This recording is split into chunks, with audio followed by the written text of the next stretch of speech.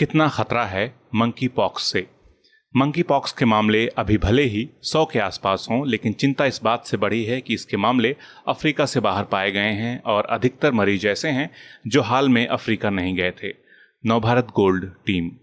दुनिया भर में 12 से ज़्यादा देश मंकी पॉक्स की चपेट में आ चुके हैं। इसके लगभग 100 मामले दर्ज किए जा चुके हैं। विश्व स्वास्थ्य संगठन ने इसका खतरा बढ़ने का डर जताया है।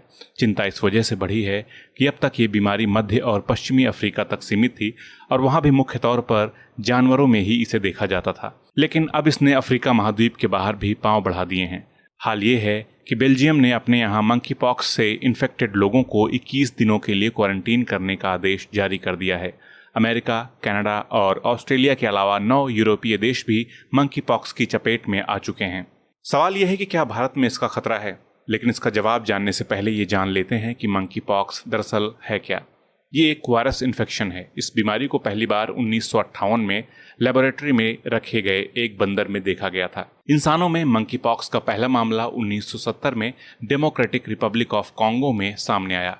मंकी पॉक्स ने 2003 में अफ्रीका से बाहर पांव पसारे थे। तब अमेरिका में इसके मामले देखे गए। अमेरिका को उन कुत्तों के संपर्क में आने से इन्फेक्शन हुआ था जो अमेरिका में आयात किए गए दूसरे जानवरों के संपर्क में आए थे। तब कुल 81 मामले दर्ज किए गए थे, लेकिन किसी की मौत नहीं हुई थी। नाइजीरिया में 2017 में इसके काफ़ी मामले सामने आए। तब 172 लोग इसकी चपेट में आए। उनमें से 75% लोग 21 से 40 साल के थे। कैसे फैलता है मंकी पॉक्स? आमतौर पर यह इंसानों के बीच आसानी से नहीं फैलता। अफ्रीका में भी लोग मुख्य रूप से मंकी पॉक्स से इन्फेक्टेड जानवरों के संपर्क में आने पर ही बीमार पड़ते हैं। इसका वायरस फटी हुई स्किन के जरिए शरीर में घुसता है। हो सकता है कि स्किन फटी हुई ना दिखे, लेकिन वायरस की एंट्री के लिहाज से मामूली तकलीफ भी काफ़ी हो सकती है। इसके अलावा वायरस आँख, नाक और मुंह से यानी रेस्पिरेटरी ट्रैक से शरीर में जा सकता है। इसकी चपेट में आया मरीज चकत्ते जैसे लक्षण उभरने के 1-2 दिन पहले से ही दूसरों को इन्फेक्ट करना शुरू कर सकता है। मंकी पॉक्स के लक्षण क्या हैं? मंकी पॉक्स के लक्षणों की बात करें तो इसकी चपेट में आने वालों को बुखार आ जाता है और कंपकंपी लग सकती है।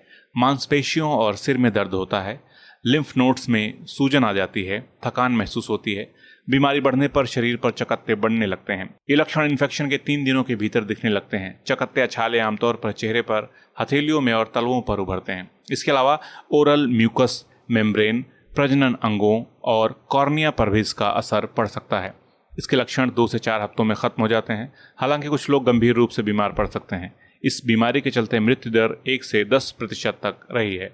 क्या है मंकी पॉक्स का इलाज? जहां तक मंकी पॉक्स के इलाज की बात है तो इसकी कोई खास वैक्सीन अभी नहीं बनी है। स्मॉल पॉक्स की वैक्सीन से करीब 85% सुरक्षा मिल जाती है, क्योंकि दोनों बीमारियों के वायरस काफी हद तक एक जैसे हैं।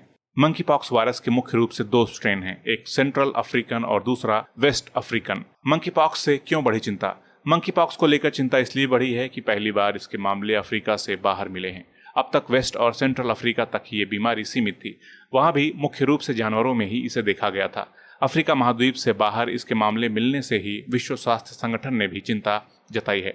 माना जा रहा है कि म्यूटेशन के चलते ये बीमारी दूसरे देशों तक पहुंची है। विश्व स्वास्थ्य संगठन के वैज्ञानिकों सहित दूसरे विशेषज्ञ इस बात से भी हैरान हैं कि हाल में जितने लोग इन्फेक्टेड पाए गए हैं उनमें एक को छोड़कर किसी ने भी अफ्रीका के उन इलाकों की यात्रा नहीं की थी जहां मंकी पॉक्स को एंडेमिक मान लिया गया, यानी ये वहां की आम बीमारियों में शामिल हो चुकी है। ब्रिटेन ने मंकी पॉक्स से निपटने के लिए स्मॉल पॉक्स वैक्सीन का इस्तेमाल शुरू कर दिया है। उधर स्पेन सरकार भी इस वैक्सीन का स्टॉक जमा कर रही है। ऑस्ट्रेलिया में इसका पहला मामला ऐसे व्यक्ति से मिला जो ब्रिटेन यात्रा के बाद बीमार पड़ा। वहीं हाल में कनाडा से लौटे एक व्यक्ति को अमेरिका में मंकी पॉक्स से पीड़ित पाया गया। भारत में मंकी पॉक्स का कितना खतरा है? अभी भारत में मंकी पॉक्स का कोई मामला सामने नहीं आया है, लेकिन कोविड के लहर को देखते हुए मंकी पॉक्स से भी निपटने की तैयारी की जा रही है। केंद्र सरकार ने एयरपोर्ट और बंदरगाहों पर निगरानी बढ़ा दी है। अफ्रीका से आने वाले जिन लोगों में लक्षण दिख रहे हैं उनके सैंपल पुणे के नेशनल इंस्टीट्यूट ऑफ वायरोलॉजी में भेजे जा रहे हैं। स्वास्थ्य मंत्रालय ने मंकी पॉक्स के संबंध में कुछ निर्देश जारी किए हैं। इनमें कहा गया है कि स्वास्थ्य विभाग उन लोगों पर खासतौर से नजर रखे जो पिछले 21 दिनों में उन देशों से लौटे हैं जहां मंकी पॉक्स के संदिग्ध मामले पाए गए हैं। स्किन पर छाले के अलावा कोई संदिग्ध मामला मिलने पर उसकी जानकारी दर्ज करनी है और उस व्यक्ति का इससे जुड़े स्वास्थ्य केंद्र में इलाज करना है। पॉजिटिव केस मिलने पर यह पता लगाना है कि वो व्यक्ति किन लोगों के संपर्क में आया था।